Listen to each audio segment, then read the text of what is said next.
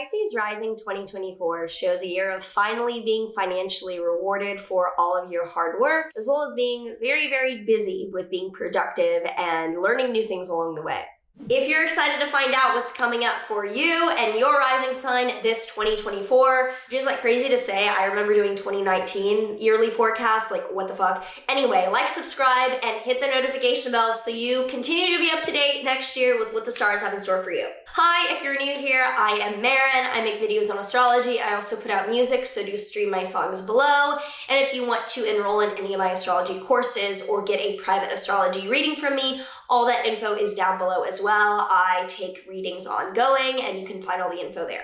So starting out this January, February, the energy really ramps up and gets much faster, starting on the 1st with Mercury stationing direct in your 10th house of career, showing that starting off this year, you're ready to make moves and be a lot more communicative around your career decisions. And on January 20th, Pluto enters your Aquarius 12th house of mental health and of internal spiritual state. And Pluto briefly entered Aquarius last year, so you got a little taste of this, but this will be a very slow, steady, long 20-year transit of you transforming your internal spiritual world and the way that you deal with mental health and your internal states. Then on January 27th, Pluto stations direct in your Taurus 3rd house of writing and content and being productive, showing that you're ready to shake things up, innovate, and make some major courageous decisions around writing or content in your life. Then on February 14th, on Valentine's Day, Venus and Mars conjoin Pluto in your Aquarius 12th house. This shows a lot of intensity and deep mental health activity or spiritual decision-making going on in the middle of February. Now, March until May shows a very serious wake-up call as well as some fun rewards, which kind of have the polar opposites and ends of things that are very serious and very fun. So for March 3rd to 9th, Venus and Mars in your Aquarius 12th house will be square Uranus in your 3rd house, showing that you're trying to focus a lot on your mental health, but because of the unstable or new ways that you're making content or writing, it's kind of messing with your mental health a little bit. Not bad, but just messing with it. On March 21st, Venus conjoins Saturn in your Pisces 1st house, showing some very serious but very positive things that you're getting, such as responsibility, that are sweet and nice, but very mature and like sober, very serious. Then on March 25th, there is a lunar eclipse in your Libra 6th house of physical health or coworkers. This shows an ending or a letting go of something that you were physically doing for your body or that you were doing with a team of people you're now letting go. On April 1st through the 25th, Mercury will be retrograde in your 2nd house of finances and income, showing that you're rethinking how you're making money or spending money this April. And on April 3rd, Venus conjoins Neptune in your 1st house of self. This shows beautiful, extremely fortunate energy around your identity or who you are, where you're being rewarded or you're getting an award or attention in a way that's really, really beautiful and lovely. Now, on April 8th, there is a total solar eclipse in your 2nd house of income when there is an eclipse in Aries. This shows possibly the biggest new beginning of next year being one of a new way of making money and leading a financial direction in a way that is extremely interesting and profound and just like it's taking over your life and you're like, oh my God, I'm making money in this way now. Then on April 10th, Mars conjoins Saturn in your 1st house. This shows some very aggressive, very serious roles that you're taking on, being very, probably like the bad guy. Like you're making some intense, like very mature decisions, very serious decisions that are probably very difficult. Then on April 20th, Jupiter conjoins Uranus in your 3rd house.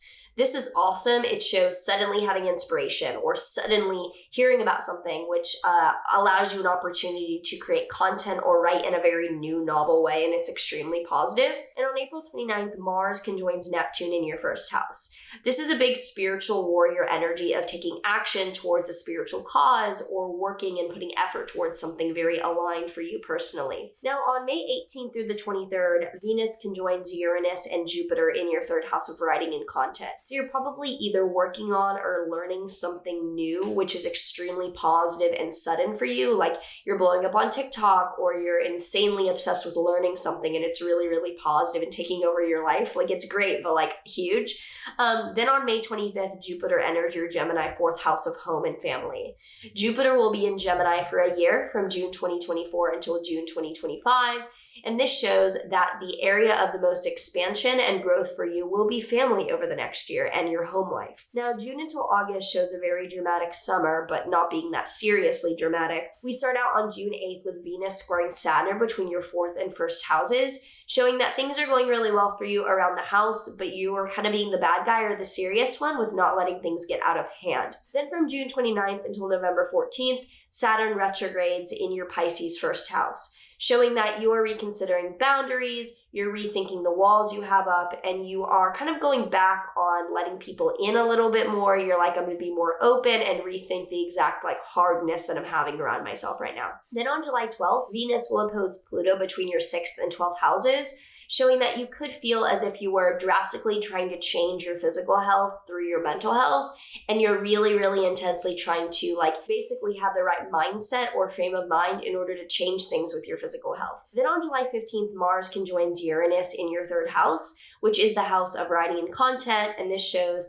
honestly some very sudden challenging events or things that you're hearing back about something that you're learning or writing or making. Then on August 5th through the 28th, Mercury will be retrograde in your 7th and 6th houses in Virgo and Leo, showing that you're rethinking your personal relationships, your very close ones, as well as your physical health during this August. You're rethinking details around those things. On August 14th, Mars will conjoin Jupiter in your 4th house, which shows a ton of effort going towards building something or expanding something around home or family. Now, August 19th, Jupiter will square Saturn between your 4th and 1st houses, and this is a pretty big background transit for a lot of the second half of the year, which shows that as your home and family life is growing, you yourself are being kind of the conservative one or the one upholding boundaries around what is allowed or what can grow here. The last few months of the year from September to December show going inward to focus and be very serious. Starting on September 1st, Pluto retrograde will re-enter your Capricorn 11th house of networking and community.